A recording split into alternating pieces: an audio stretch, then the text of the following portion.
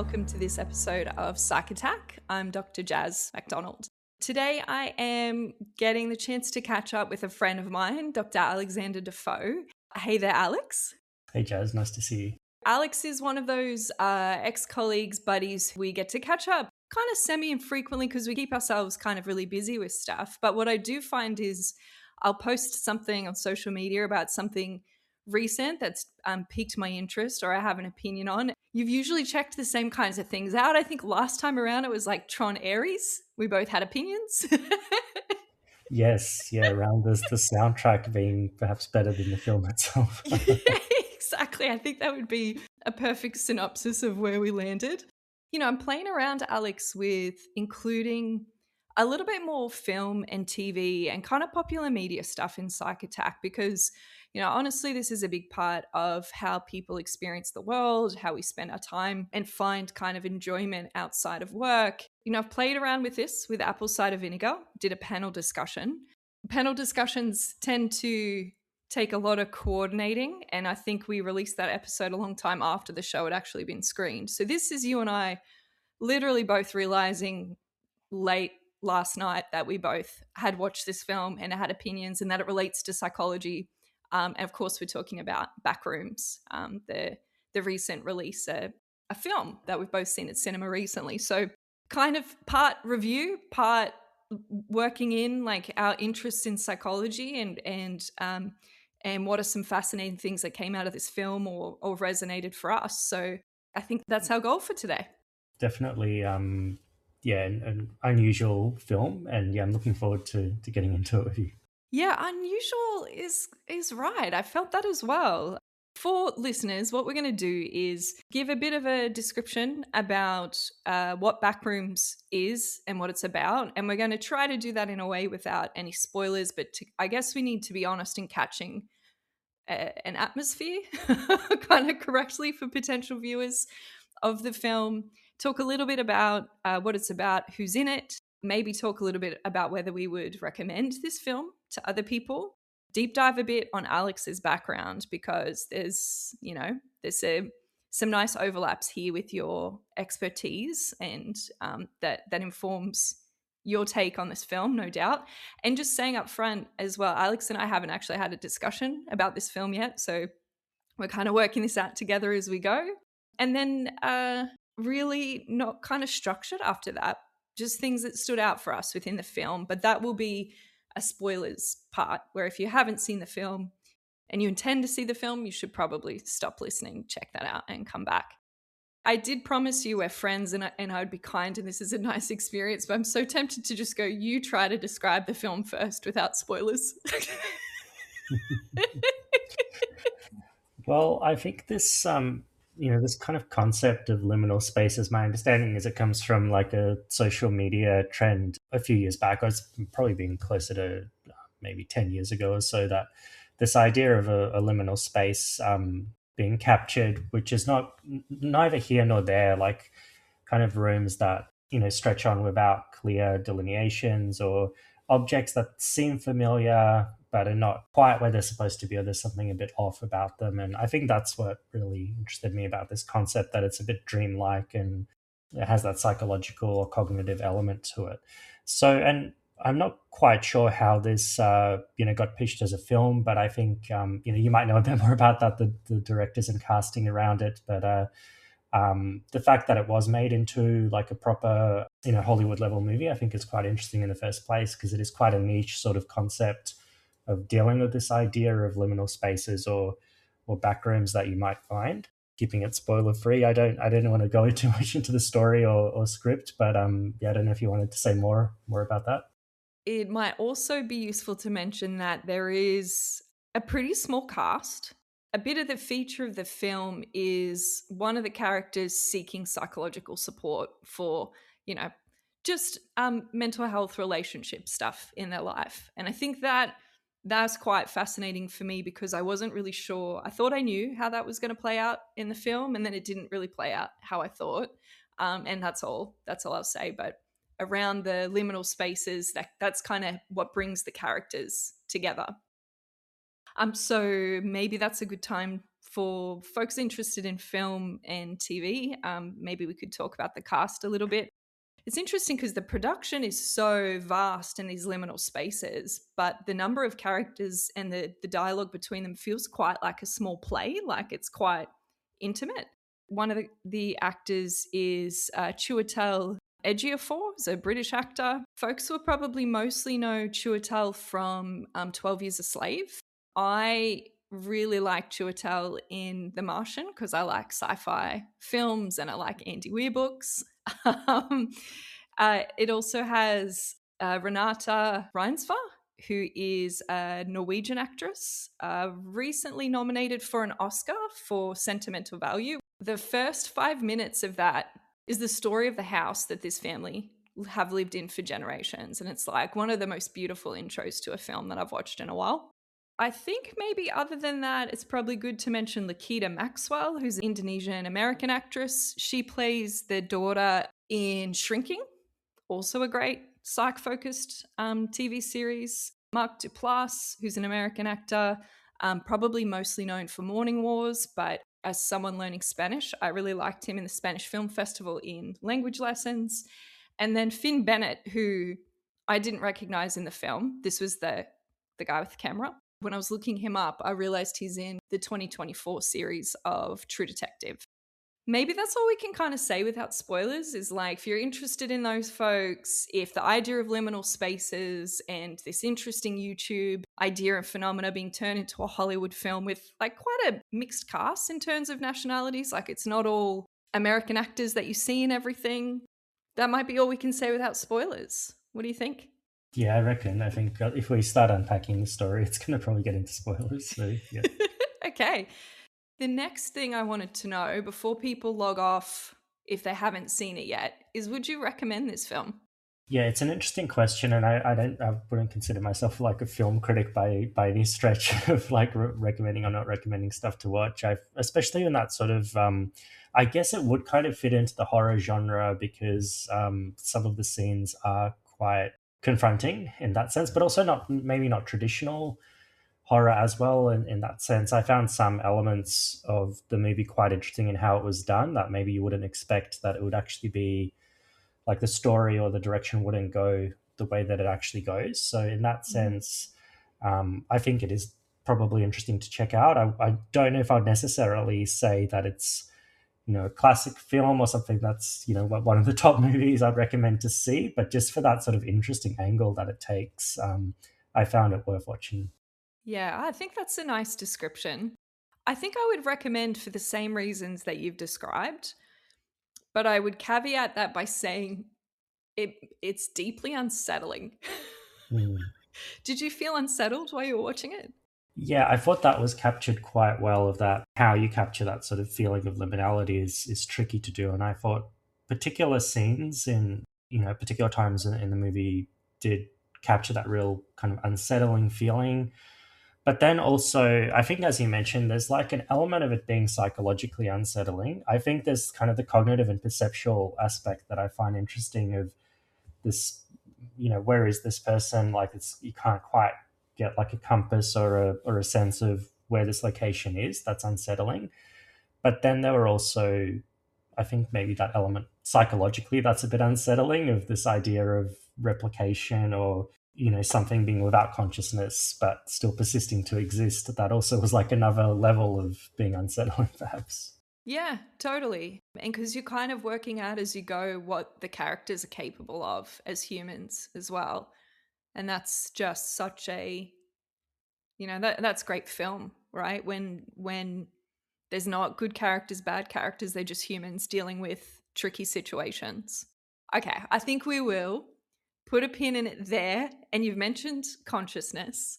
So the pin for listeners means if you don't want spoilers, this is where you should pause and come back and join us and see what your experience is like relative to our opinions and takeaways from the film. But consciousness is a good segue, Alex, because I think not only was I looking for, not to create an episode necessarily on this, I only thought of that this morning when I saw your response on LinkedIn, but I was looking for human connection of who has seen this film because it was deeply unsettling and I've been thinking about it a lot since watching it. And so when you replied, and with the background that you have of having done research in consciousness and, being having the expertise that you have in cognitive science, I thought this is going to be a cool conversation. And so I want to share it. I want to share it with other people. Let's do an episode. Could you share with the listeners and remind me, why you got into psychology and what are the kind of areas of psychology that you spend your time thinking a lot about? Yeah, definitely. So my main area is in cognitive science. I guess I'd describe myself as a cognitive scientist, and at the moment, I'm of course also working as a lecturer at Monash University in broader psychology areas. But I've always found those questions around consciousness and altered states of conscious experience is probably what's been most fascinating for me in terms of driving that research, with some like more clinical applications as well, I guess, around meditation and mindfulness, but also the more fundamental sort of questions like these issues. And I think this is what drove me to, this interest in liminality as well, these questions around a concept called the binding problem in the neurosciences around how we actually sustain continuity of a perception of our world as being like a stable sensory and perceptual experience, because obviously things are happening at different times in the brain, yet we kind of bring it all together into this coherent string or coherent narrative. So I've always found, research on like illusions that break that, when you see a mirage or an illusion, what's happening cognitively that's actually challenging that perceptual frame. And I reckon with liminality, it's something similar probably going on, but we don't quite know all of the mechanisms that are underlying it. And there's also this kind of maybe more artistic or creative element to it as well that draws us into that in-between state of maybe transitioning from here to there. Yeah, I mean, you've described liminality well already. I wonder, is there more that we can say in describing what we mean by liminality? So, like, one of the things that I wondered when I was watching the film is like this perceptual experience I've had in the past, probably had it more as a young person. When you're in a really large space, like feeling like the corner of a room is further away or moving further away, or I've been to big stadium gigs and just that sense of looking up and seeing how large and vast a space is. That was part of what was unsettling for me in thinking about what I thought this kind of concept was, but I'm starting to think about it differently from your description. So with that very vague prompt. Yeah, I think there's a lot of different elements kind of coming into play here. It's not necessarily just the space itself, but I think it's also people's psychological mindset as well coming into it. And I've certainly had, some experiences like this recently of walking around kind of renovated places around Melbourne City. I think one of them was near the Arts Centre, and there's like some shopping strips and places like that where they're kind of been renovated but not quite complete. And as you're walking through it, it's like, you'd expect there to be complete shops, but it's actually just endless hallways that you kind of feel lost and disoriented. So I think there is, the features of the objects themselves, but also I think we can be in like a bit of a liminal mind state as well. Maybe, I don't know, I'm kind of speculating here of like, when you're waking up in the morning of that hazy state of being between a dream state and a waking state. I reckon mind state comes into it as well. My understanding of the concept of liminality can apply across disciplines. So it's not only a psychological construct, but can also, apply in art and obviously in like developmental theory as well, of someone going through rites of passage. There's like a point of liminality from one place to another. I don't know if this is maybe tangential, but I think, some elements of the movie did touch on that as well, with that whole sort of book about, the hidden window or whatever it was, and this idea of progressing from one place or another, or getting stuck in life in one way or another. So I think there's that kind of social and developmental lens as well. So there's a few different ways we can look at it. Alex, is this a term that you've been familiar with for a long time? Because I went to this film not knowing what I was going to see. My partner Tim was like, "I'm going to take you to a movie. I don't want to tell you anything about it. We'll just see what you think." Then afterwards, he was explaining to me or mentioned liminality. I'd never heard this term before. So is this something as a cog scientist you've been familiar with for a long time, and now it's picking up kind of more, consciousness, like consciously picked up in popular contexts? Or is it more like it's a newer term being used to describe stuff that we've been talking about for a long time in sciences? I think so, yeah. And I tend to gravitate towards these sort of areas in research where something's like come out of pop culture, but it's not actually in the literature yet.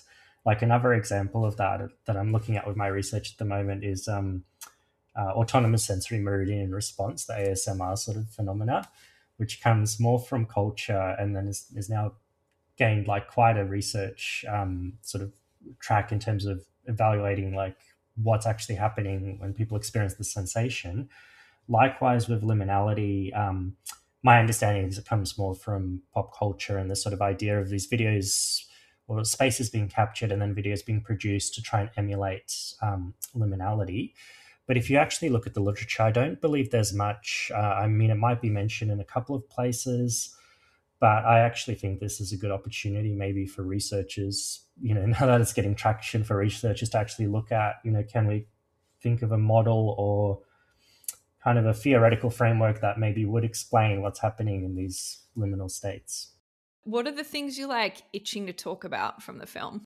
Well, I'm curious to hear what you think about it, because I think you said maybe earlier on when we were chatting that you were maybe expecting the narrative would go somewhere different. And I certainly, I think I was surprised by that the movie did open with this sort of psychology set or counseling session between the therapist and client. And I actually thought, so we haven't really talked about this of him like going into the back rooms, but then eventually she follows him into the back rooms, and I thought she was going to like rescue him or something like that. I don't know if you were thinking something similar, but then it kind of takes a bit of a different turn. So I found that was one of the sort of interesting points that it maybe, and maybe also, I don't know if if I'd call it a strength of the film. I thought like they were going to take that psychological aspect somewhere more interesting, but then it kind of ends up dropping off. Yeah, interesting. Because I think character-wise and with the backgrounds of the characters, that peak scene was where he has her tied down at the table, and then there's the other kind of memories of people. It's interesting because one of them is his ex-wife, or the wife that he's separated from, in the corner behind him. But then the other two kind of memory characters seem to be unknown to him, right? They're just echoes of memories of however many times removed.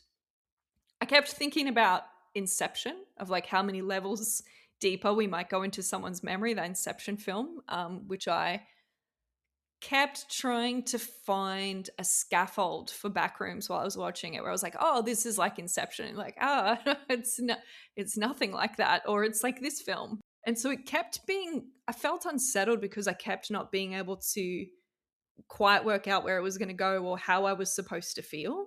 So I thought, okay, this is a psychological thriller. And then it had horror parts, but it really wasn't, as you say, like a traditional kind of horror. Mm. I thought from the start that that male character who is seeking psychological support and then goes in to the back rooms, I thought here's a guy he's pretty violent.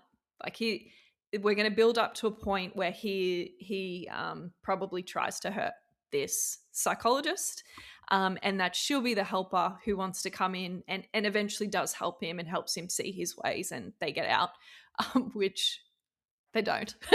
But that kind of peak conflict where they're playing out that role play together, and he seems like he's in complete control, right? And he's found this place that feels safe to him because he doesn't have to, I guess I'm quite interested from like a trauma perspective, and the decisions that people, what it kind of beats over your head to start with in this film is like, people keep making the same decisions, doing the same behaviors over and over again, almost being like confused of why they're not getting different outcomes. But he takes this real kind of comfort and solace in being in this space. I'm not even really sure what his intention was for what he was going to do with her, except play out that conversation. And then the pirate comes in.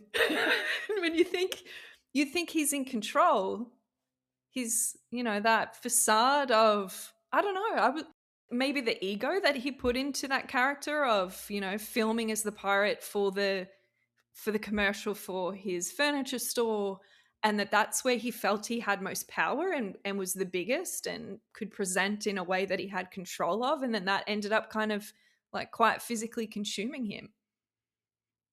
I'm still kind of like processing it. Yeah, there were a few bits and pieces there that I think I'm not sure if they were meant to make sense or if there was meant to be a coherence. I think it could certainly be interpreted for that sense of like psychological constructs like the id or the ego taking over, and I wish that they did kind of develop that a bit more, because there is this kind of idea of being trapped by one's own beliefs or narratives, but then ultimately yeah, maybe it is something like that they took on a life of their own and then just took over that particular situation, and with this alter ego of a version of him, ultimately, I don't know, maybe it represents that it ultimately conquered his will or striving to fight against it.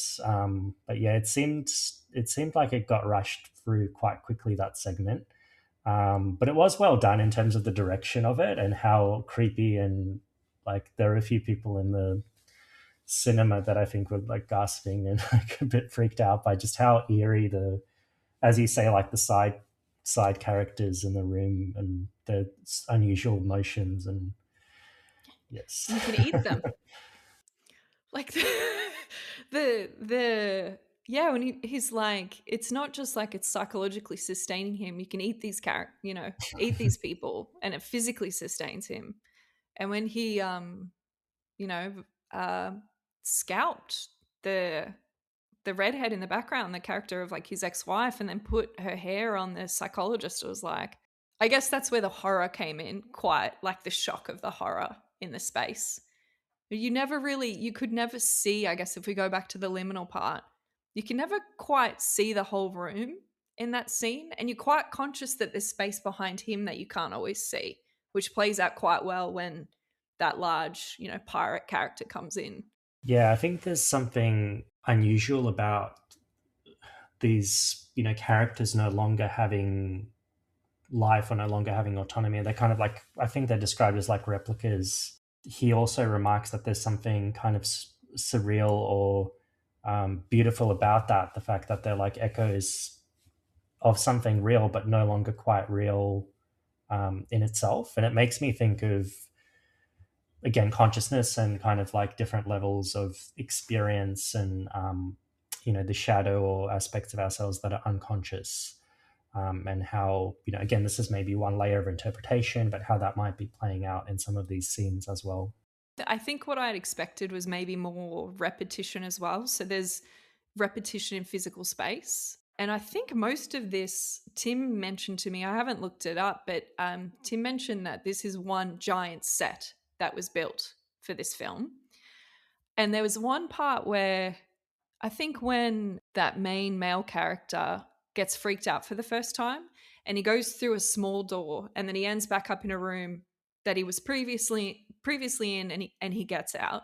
And I'd expected more of that, but then the rest of the film was just going on and on into these new spaces, and some being more sparse and some being like a lot more furnished, or more complicated, or more to a stereotype of certain spaces. Like there was a bit that almost felt like a Bunnings warehouse space where there's like these miniature houses or shed spaces that she's running through when she's trying to protect herself. And yeah, I don't even know why it was unsettling, but it's like, I guess maybe the uncanny aspect of it as well. Mm. I guess I had also kind of expected maybe it would be more personalized to each person who was in the space, and to see more of her childhood home or her mum. I was always waiting for her mum to come back in and to be a bit of a, like, maybe either a comfort character or something that was a little bit scary. But that, maybe it didn't fall into a trope that I thought her background might have played in the film.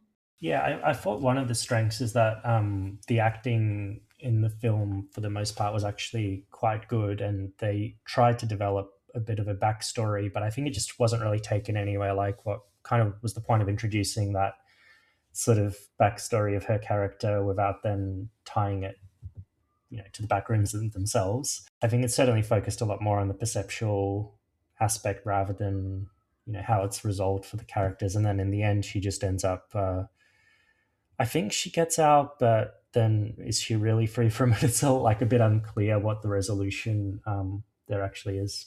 I also felt like there was a bit of, is this a 1984? Is this an experiment that's happening? Like there's cameras. Mm. You realize quite early on in the film that one of the characters is watching. And Mm. so I found myself constantly wondering like when how that would play out. Is this like a lost situation? Like again, I think my brain was like probably a lot of us do when we go to mainstream films of like looking for a scaffold that I could pin this onto and never really quite being able to do that. And so in the end, when she's kind of rescued, like you think she's rescued, and then, he's a scientist of some kind, and he's just trying to grapple with what the backrooms are and just needs to understand from her perspective. And there's one line where he says, the doors just keep opening, which is beautiful because they don't. Like is this a Schrodinger's box situation? Like if you don't open their next door, is there another room? Like this human Mm. behavior or this human instinct to be like, well, the doors just keep opening. And it's like, no, it's like, stop opening the doors because it's not getting any better the further you go. Yeah, exactly. Yes. Kind of, yeah, tempting fate, I suppose, in a way. I think that observation element is a part of the original sort of aspect of the eeriness, in that, like, if you've ever gone to like a shopping mall or something really early in the morning and there's no one around, there's almost like the sense of there should be someone around. You're kind of looking around. Are there actually other people here? Because it feels like there should be. And I think they captured that quite well as well, with that sense of other presence, or like almost like expecting that as they peek around the corner, there's going to be like someone else there, and of course, in some instances there is, like there are other entities, I guess, in the environment, but then as they approach closer, they're not really real, or they're kind of more figments of the space itself that have been consumed by the space. What I've heard, it might be of more films coming out around this, so maybe there will be some answers around that. But it'll be interesting where they take it, Oh, a follow-up to Backrooms. potentially. Yeah, Interesting. for better or worse. Would I watch that? Yeah. I think I would. I think I think I would. I mentioned this in my post online. I watched this film at Palace in Westgarth, which is an older theatre, like one of the 1800s Melbourne theatres turned into a cinema with different rooms. And I watched it in Cinema One, and it has like the film ended, and we're watching the credits, and it has all these like because it's renovated into this space it has all these really weird angles. The color of the walls is actually quite similar to in Backrooms. There's these weird little stairs that go up onto this stage in front of the screen that I've just never noticed that all these things were there before. And it had this weird continuation feeling of like, wait, what is space? And what's the film's over, but now feeling the weirdness in this room as like a hangover after effect of watching that. Hmm. Yeah, quite. I felt that quite deeply. It was, and then I had a lot of weird dreams as well. Yeah, I think it's interesting. Yeah, likewise. I think, yeah, with the dreams after that. I think it's these sort of perceptual sets that get challenged, and then it influences our experience. Because, as you know, I've done a lot of work with like virtual reality in the past as well, and sometimes we get a similar effect where someone takes off the VR headset and they're kind of disoriented for a while, because it's like it takes a while for the room dimensions and perceptual set to readjust. So it's interesting that that film had a bit of a similar effect in that way. I'm pretty curious, I guess, about physical schemas for a space. What makes something an office space or a Mm. furniture store, or and then the way furniture was used in different ways in this film. Yeah, again, it comes down to both the external and internal representation. So I think because our perceptions are always filtering things out and kind of shaping the environment, but sometimes things get through that kind of trick the perceptions. Or again, there's probably a lot of examples of that, like walking into any sort of furniture store where like it feels like the like a couch or a table is like too high or like too long, it kind of challenges the perceptual framing. I think in terms of a lot of this, again, comes down more to the perceptual type theories like Treisman's object recognition theory, and how we recognize an object for what it is, and then if we take away even one feature of that object, the entire like gestalt of the object collapses, and then it no longer makes sense. And this is kind of debated amongst cognitive scientists in terms of, is that in the external environment itself, or is it more in our perceptions and how our perceptions are framed? And from an evolutionary standpoint, how our perceptions have been developed to try and make sense of the world, even if it's not 100% accurate. Well, I think one way to approach it is with functionality. So are the objects, the spaces functional? And I think this is probably part of those liminal spaces, is that technically it's a room. Like I think in one scene there was like a stop sign or something there. So technically these are things that are functional, but they're not quite functional in the proper place or the proper utility, which I think also makes it, so it kind of raises that question, I suppose, of what is like a living room, or what is a kitchen, and what is and I think there's probably whole fields around this of like, how do you make a space look nice, or how do you make an area look like it should look for that particular utility or purpose. But then the opposite of like, if something is off, does it no longer make it a proper living room or a proper space for that particular purpose? But I don't know, I'm curious to hear what you think about this. Yeah, while you're describing that, I'm thinking about this in a new light of backrooms and liminal spaces being like the opposite of feng shui. Like, yeah, where the flow just doesn't feel right. Okay, I'm thinking about this for the first time, so bear with me on this, but I'm kind of wondering how unsettling it might be at what points for people of different backgrounds, in that growing up, I lived in a range of different rental houses with my family. Often they were like lots of rental places are, especially kind of larger ones, because I had a bunch of siblings. Things are kind of like hacked together and like improved over time. So there were some aspects where I was looking at things and going, oh, like that's kind of cool that staircase goes up to another staircase. I'm like, obviously not to that extreme, but I've lived in houses before where there is kind of weird quirkiness like that. And then having gone to more like, modern, recently built houses that are built for purpose, perfect to that design, I'm kind of curious of like people's different appetite for what feels unsettling based on the kinds of places that they've lived before. I wanted there to be a reason for all the piles of furniture. It became clear to me through the film that we're talking about levels of memory and removal from the original image or the original stimulus that's now turned into this representation. And so we've got, armoires half in a wall, or what looks like it's melted through the ceiling or whatever. But when there was the piles of furniture or piles of clothes, I was the whole time looking for this reason for them to be there, which comes back to that utility, that function that you're talking about. And I was thinking like maybe, the first space he goes into when he goes through the door, there's all this furniture piled up. And I was thinking, okay, so there's like another portal or something, like someone's been trying to find a way out. And so they've put all this furniture up. And the birds, they were like birds that had seemed to like fly and hit walls. And so I was thinking, have they come through this space from outside? And I don't think either of those things were proven or disproven, but I found myself putting a lot of cognitive effort into trying to work out why those things were there.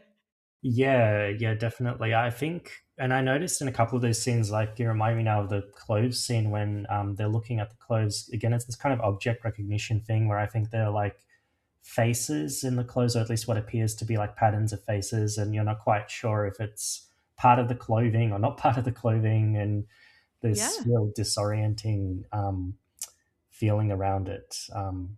But I also like the first time with those stacked chairs, the first thing I thought of is our mutual colleague James Collette and his hoarding research. That's the first thing I thought. It was like, this is like kind of being hoarded together. So.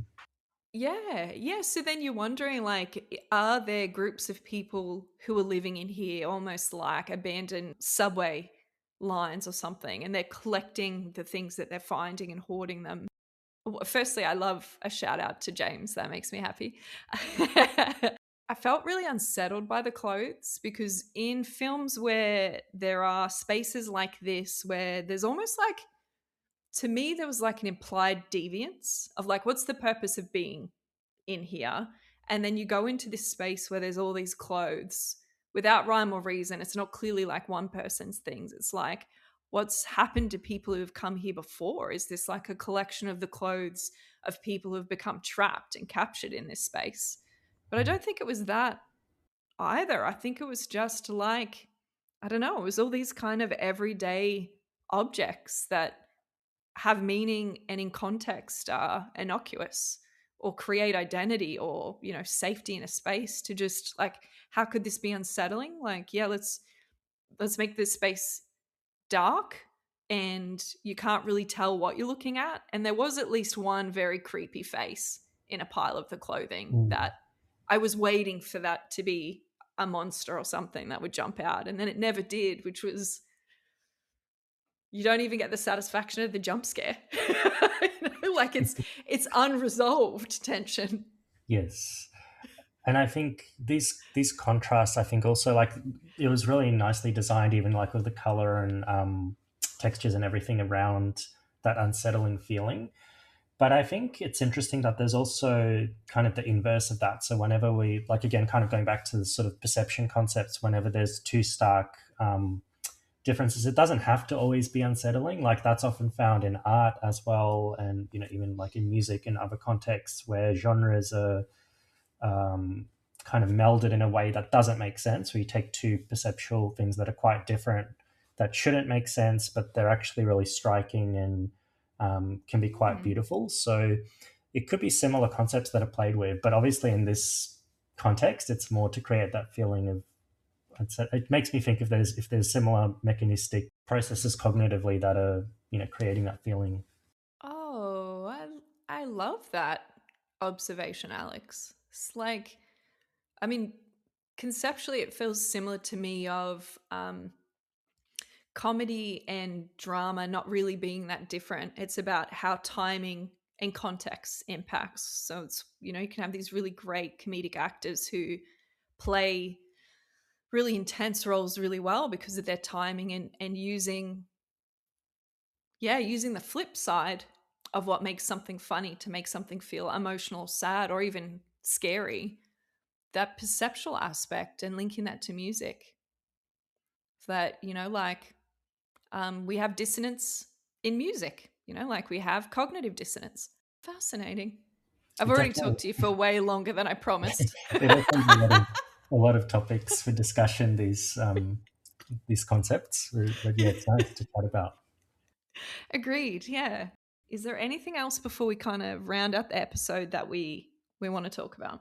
Yeah, you asked at the start if it's a movie to recommend, and I'd say if people are looking for something that has psychological depth might be a bit disappointed, but certainly if they're interested in exploring these kind of cognitive or perceptual ideas or the sense of different take on the horror genre, might find it interesting. But yeah, I guess that's probably what I'd leave it with. Yeah, I like that. I want to leave it with a comment on mental health practice, which is, so many times we watch films and the psychologist is like sleeping with their client or they're doing something, and it really concerns me about people's perceptions of what mental health practice is. And so I will just want to say that doing a welfare check on your client, if they work in a furniture store and you keep yourself safe, maybe that's okay. Following them, like going into the basement when it's dark and no one's around, and then going into these back rooms through a wall, that's probably not best practice. That's funny. It's true. And she says, she has this realization with him where she's like, yeah, I can't make you change, or I can't change you. Only you can. And I was like, oh, maybe that's the only trope in the whole film. Maybe that realization should have come a bit earlier before following him. That's Exactly. Alex, lovely excuse to hang out and nerd out with you. Thanks for coming on this journey where we didn't plan this out. We're just reacting and thinking about what we enjoyed about this film, uh, yeah, the experience that we had and our reactions to it. Really appreciate you taking the time. And yeah, I feel like I've learned a lot from you of applying the cognitive science stuff in such a casual way, because you've got a lot of knowledge, but you didn't, um, you know, that was such a practical, useful, casual way to share it with an audience. So thanks so much for taking the time. Yeah, I'm glad it came across that way. And thanks for the last minute invite. And yeah, I love talking about these topics, so appreciate it. Thank you.